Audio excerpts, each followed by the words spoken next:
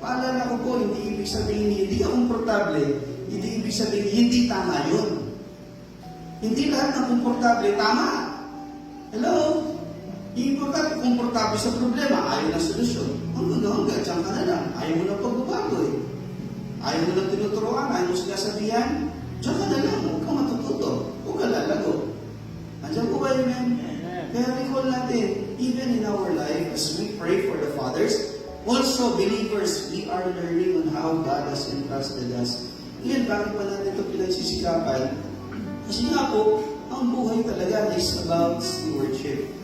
Isa pang nag-caught ng attention ko, pag yung mga bagay na pinagtiwala ng Diyos sa atin, hindi natin talaga pinantayan at kinilalang sa Panginoon yan, magbubus pala yan ng yapang natin.